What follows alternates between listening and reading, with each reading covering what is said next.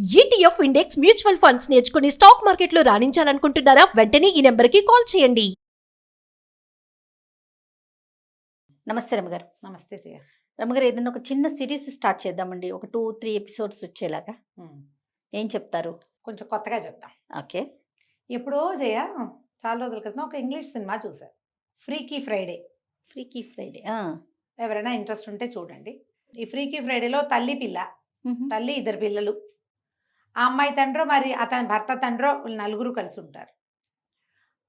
భర్త చనిపోతాడు. ఆ పిల్లకి తల్లికి క్షణం పడదు. పిల్ల భావాలు తల్లికి అర్థం కావు, తల్లి భావాలు పిల్ల అర్థం చేసుకోదు, సహజంగా కదా. అయితే వీళ్ళు ఒక చైనీస్ రెస్టారెంట్కో ఎక్కడికో వెళ్తారు. తల్లి పిల్లకి పడట్లేదని ఆ రెస్టారెంట్ ఒక ముసలావిడ ఒక అమ్మాయి రన్ చేస్తుంటుంది. ఆవిడ తల్లి ఉంటుంది. ఆవిడ ఏం చేస్తుందంటే వీళ్ళకి ఏవో చాక్లెట్లు ఇస్తుంది, దాని మీద స్విచ్ రాస్తుంది. స్విచ్ రాస్తే తల్లి పిల్లగాను పిల్ల తల్లిగాను మారిపోతారు. బాగుంది. తల్లి పిల్లలాగా బిహేవ్ చేస్తుంది, పిల్ల తల్లిలాగా పిల్ల తల్లిలాగా అవుతుంది. కొద్ది రోజులకి వాళ్ళకి అవతల వాళ్ళ కష్టం ఏమిటో తెలుస్తుంది అనమాట. ఓకే. తల్లి పడే ఇబ్బంది, కష్టము, ఆమె ఆమె యొక్క ఐడియాలజీ పిల్లకి అర్థం అవుతుంది. అలాగే పిల్ల ఎలాంటి ప్రెషర్స్ ఎదుర్కొంటుంది, దానికి ఏం ప్రాబ్లమ్స్ వస్తున్నాయి, అసలు పిల్లల తాలూకు యాక్టివిటీ, ఆ సరదా ఎలా ఉంటుంది, తల్లులు దాన్ని చూసే వస్తారు.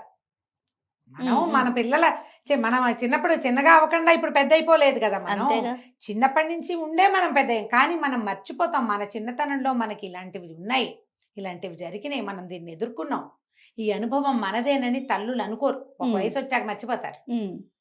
అవన్నీ తెలుస్తాయి. చివరికి తల్లికి రెండో పెళ్లి చేసుకుంటూ ఉంటుంది ఆవిడ. ఫారిన్ కంట్రీస్లో సహజమే కదా, ఇప్పుడు మన దగ్గర కూడా అవుతుంది. తల్లి పెళ్లి టైంకి తల్లి పిల్ల మారిపోతారు మామూలుగా. ఎవరి క్యారెక్టర్ వాళ్ళు వచ్చేస్తారా? వచ్చేస్తారు. ఇది కనీసం ఒక 10-14 ఏళ్ల పాత సినిమా అయ్యి ఉంటుంది. నేను చాలా చిన్నప్పుడు ఇలాంటి ఒక కథ చదివాను అని నా ఉద్దేశం. ఓకే. ఎప్పుడో చదివాను ఇలాంటిది, ఒక్క ఎపిసోడ్, ఒక్క సంచికే చదివా. ఎపిసోడ్ అని కూడా ఒక్క సంచికే చదివాను, ఎవరింట్లోనో. దానికోసం బాగా వెతుక్కున్నాను. 1950లో రాయబడింది చందమామలో ఈ కథ. తండ్రి కొడుకులు. ఓకే. Same switch. మీరు కావాలంటే ఫ్రీకీ ఫ్రైడే చూడండి, బాగానే ఉంటుంది సరదాగా. ఆ కథ చెప్దాం. ఇప్పుడు ఇంత ఉపోద్ఘాతం ఎందుకు చెప్పానంటే తప్పకుండా దీంట్లో మనం ఇంకొకటి నేను చెప్పదలుచుకుంది ఏంటంటే, తల్లి పిల్లలు లేదా తండ్రి కొడుకులు ఒకళ్ళనొకళ్ళు అర్థం చేసుకుంటే సమాజం బాగుంటుంది. అవునండి, జీవితాలు బాగుంటాయి. తండ్రులు మనము గడిపి వచ్చిన జీవితమే ఇది, మనకు కూడా ఇలాంటి సంచలనాలు, ఇలాంటి ఇబ్బందులు, ఈ కష్టం, నిష్ఠూరం ఇదన్నీ మనం అనుభవించిందేనని తండ్రులు అర్థం చేసుకుంటే, జ్ఞాపకం చేసుకుంటూ ఉంటే, అప్పుడు పిల్లలకి ఈ టీనేజ్ బాధలు అంత ఎక్కువ ఉండవు. అవునండి, ఎందుకంటే తండ్రి సహకరిస్తాడు కాబట్టి. పైగా మన కాలం నాడు నేను నడిచెళ్ళేవాడిని నా 12 ఏళ్ళప్పుడు అని అనుకోకూడదు. కాలం మారిపోయింది, ఇప్పుడంతా టెక్నాలజీ యుగం. మన చిన్నప్పుడు ఉన్నట్టే ఉండక్కర్లా, ఇప్పుడు రకం మారింది. అంతే కదా కదా. అక్కడి నుంచి పిల్లలు ఇంత కష్టపడతాడు తండ్రి తన కోసం, ఆయన తాలూకు ప్రతి స్వేద బిందువుని నేను వాడుకుంటున్నాను అని పిల్లలకు కూడా అర్థం కావాలి. మనం వాళ్ళని అర్థం చేసుకుంటే వాళ్ళు మనని అర్థం చేసుకుంటారు. అవును రమ్మగారు, అది చెప్పడానికే ఈ కథ. తప్పకుండాను. ఒకప్పుడట వైకుంఠంలో శ్రీ మహావిష్ణువు లక్ష్మీదేవి కబుర్లు చెప్పుకుంటున్నారు.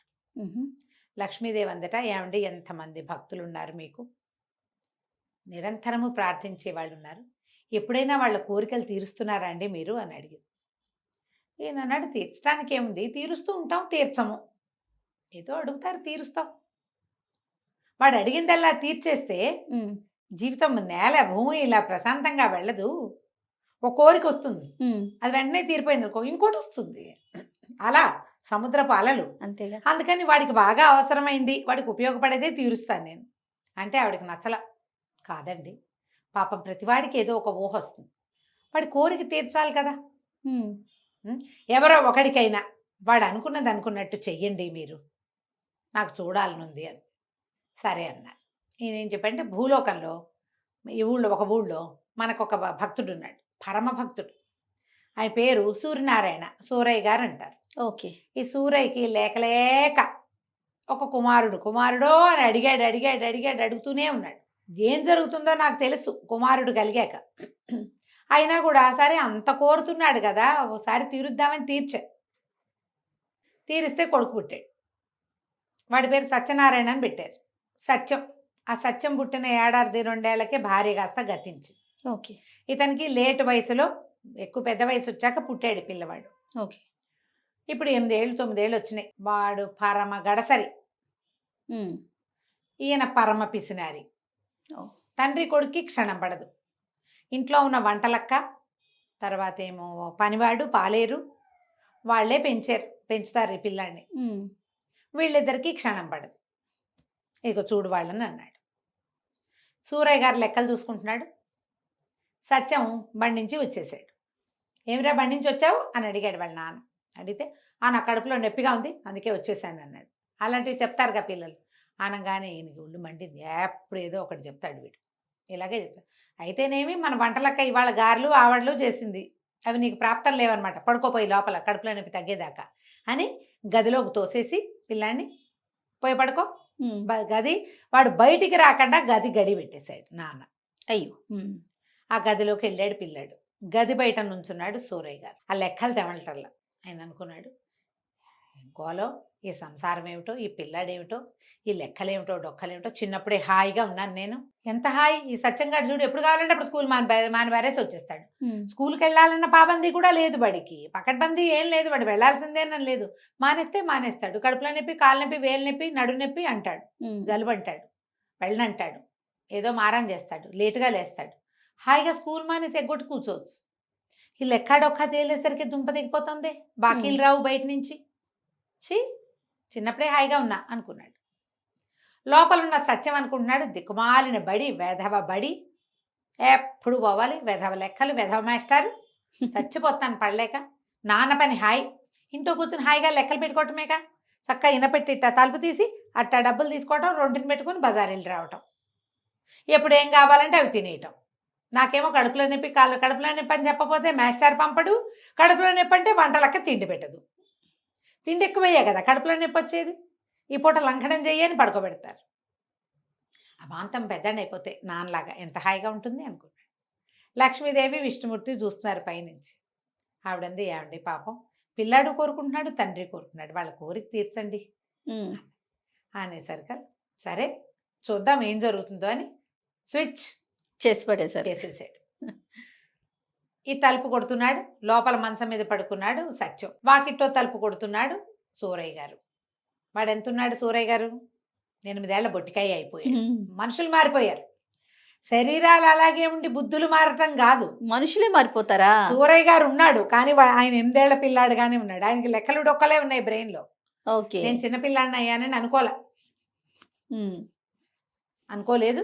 బయట కిందకి నడిచొచ్చి ఒక 4 అడుగులు వేసాడు. ఆయనకి బజార్లో పని ఉంది. ఓకే. ముందు ఈ వచ్చే లోపల ఏం చేశాడు, గడి పెట్టాడు కదా, మెట్లు దిగాడు. వంటలక్కకి నేను బయటికి వెళ్తున్నా అని కేకేస్తే వంటలక్క వచ్చేసరికి బయటికి వెళ్ళిపోయాడు. వంట ఆవిడ, ఇదేమిటి పిల్లాడిని లోపల పెట్టి గడి పెట్టాం, ఎక్కడికో పోతున్నాను అంటున్నాడు, ఆయన ఏం చేస్తున్నాడు పెద్ద మనిషి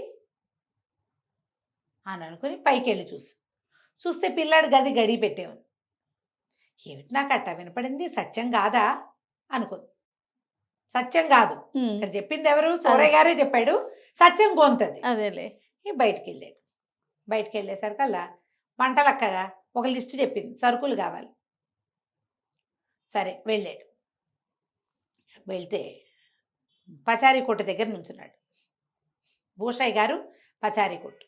ఏమాయి భూషయ్య ఎట్టా ఉన్నావు అనగానే భూషయ్య గారు తలకాయ ఎత్తి చూశాడు, కళ్ళెగరేశాడు. ఆయన కళ్ళెగరేసింది ఎందుకు? 8 ఏళ్ల పిల్లాడు ఏమాయి భూషయ్య అంటే కళ్ళెగరేయరు. ఇంట్లోకి సరుకులు కావాలోయ్, ఒక అరబస్తా బియ్యము అని కందిపప్పు, పంచదార, ఉప్పు, చింతపండు 5 చెప్పాడు. ఆ భూషయ్యకి నవ్వొచ్చింది.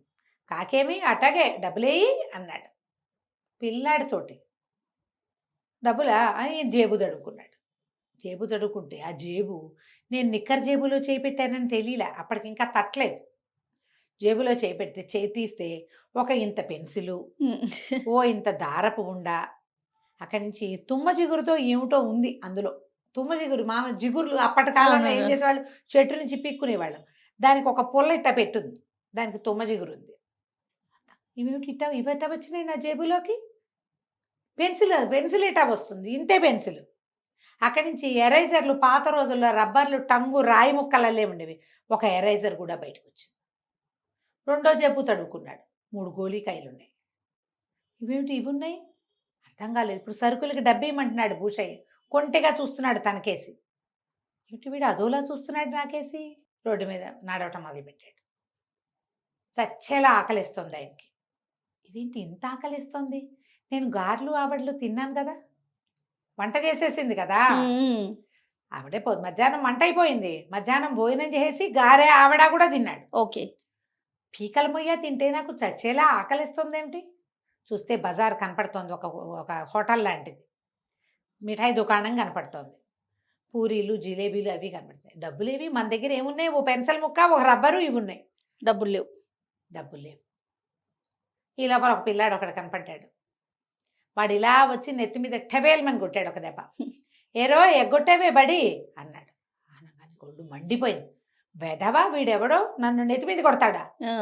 వాడు చూస్తే ఇంత కొంటె మొహం వేసుకుని 7-8 ఏళ్ల బొట్టికాయ. వీడు నన్ను కొట్టడం ఏమిటి? వీడు నన్ను ఎందుకు కొడుతున్నాడు? అర్థం కాలేదు. పళ్ళు రాలగొట్టేస్తాను, ఏంటి పిచ్చి వేషాలు ఇస్తున్నావా, ఏంటి చేయలేపుతున్నావు అని గట్టిగా అన్నాడు. అనగానే ఆ కుర్రాడు తెల్లబోయాడు. అవతలవాడు తెల్లబోయి, అబ్బా నీకు మాటలు వచ్చినాయిరా, పంతులతో చెప్తా ఉండు నీ సంగతి అన్నాడు. బడెగ్గొట్టి రోడ్ల మీద తిరుగుతున్నావు, కడుపులో నొప్పి అని చెప్పి ఇంటికి వచ్చేసి రోడ్ల మీద తిరుగుతున్నావా, నేను పంతులతో చెప్తా, పైగా నీకు ఇంత కొవ్వా, పళ్ళు నూరుతావుగా నన్ను చూసి అని వాడు వెళ్ళిపోయాడు. ఓకే. వాడి మాటలేమిటో వీడికి అర్థం కాలేదు. ఏమిటి నేను బడెగ్గొట్టడం ఏమిటి, ఏమంటున్నాడు వీడు? తన ఆకారం గురించి తనకు తెలియదు. దాకా తెలియలే. 1-2 అడుగులు ముందుకేసాడు. వేసేసరికి ఈ స్వీట్ షాప్ ఉందిగా, వాళ్ళ దగ్గర మిఠాయి దుకాణాలకి బయట అద్దాలు ఉంటాయి. ఆ అద్దంలో కనపడ్డాడు. ఎవరు కనిపించారు ఈయనకి? కొడుకు కనపడ్డాడు. ఏమనుకున్నాడు, ఇదేమిటి సత్తిగాడు ఇక్కడికి వచ్చి నుంచున్నాడు, వంటలక్క మిఠాయిలు అవి పెట్టనందేమో, ఆవడ్లు గావర్లు, డబ్బులు పుచ్చుకుని కానీ వచ్చేసాడా వీడు, ఏమిట్రా అన్నాడు. అప్పుడు చూసుకున్నాడు, ఏమిట్రా అంటోంది, తన తానే అనుకుంటున్నాడు. అర్థం కాలేదు. అటు ఇటు నడిచాడు.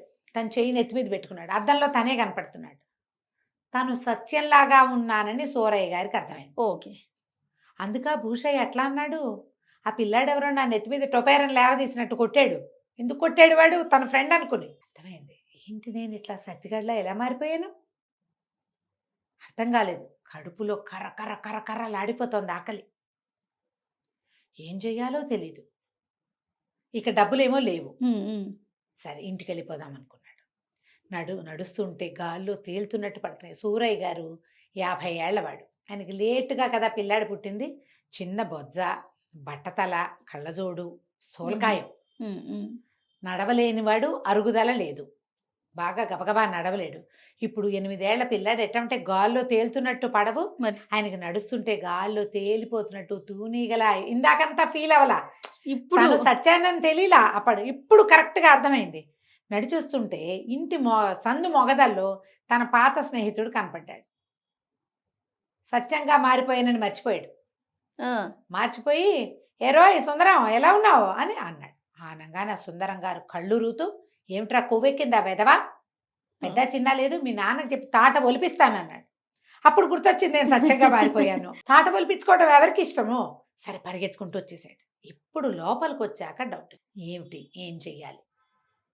ఇప్పుడు తను పరిగెత్తుకుంటూ వెళ్తే ఎట్లా, ఏం చెయ్యాలో తెలియటల్లా. ఈ లోపల గదిలో ఉన్నాడు కదా కొడుకు, పిల్లవాడు. వాడు ఒళ్ళు సాగదీసుకుని పడుకుందాం అనుకున్నాడు. సాగదీస్తే సాగదే ఒళ్ళు. వంటలక్క ఏం పెట్టదు ఇప్పుడు, నాన్న తలుపు తీయడు, పడుకోవాలి మనం. కాసేపు నిద్రపోవాలంటే ఏ పక్కకి తిరిగినా ఏమిటో బొజ్జడ్డం పడుతోంది. మొహం మీద కళ్ళజోడు. వాడికి అలవాటు ఏముంది, పక్కకి తిరిగి ఇట్ట పెట్టుకున్నాడు. పెట్టుకోగానే కళ్ళజోడు తగిలింది. ఇదేమిటి కళ్ళజోడు వచ్చింది? కళ్ళజోడు తీశాడు. తీస్తే ఏమీ కనపట్టాలా. మొహం నుంచి కళ్ళజోడు తీస్తే ఏం కనిపించట్లేదు. అదే అదే వాడికి అర్థం కాదు. మళ్ళీ కళ్ళజోడు పెట్టుకుంటే కనిపిస్తుంది. ఇదేంటి నేను ఇలా ఎలా అయిపోయాను, నాకు కళ్ళజోడు ఉండటమేంటి, ఆ కళ్ళజోడు లేకపోతే కనపడకపోవటం ఏంటి, పక్కకి తిరుగుతుంటే ఒళ్ళు ఏమో బద్ధకంగా ఉంది. మంచం దిగితే సత్యానికి తెలిసింది తన ఒళ్ళు ఎంతో బరువుగా ఉన్నట్టు. 2 అడుగులు వేసాడు. ఒక అల్మరా, దానికి ఒక నిలువుట అద్దము ఉన్నాయి ఆ గదిలో. పిల్లాడు కదా, ఆవిడ గదిలో అద్దం ఉంది. అటు తిరిగాడు.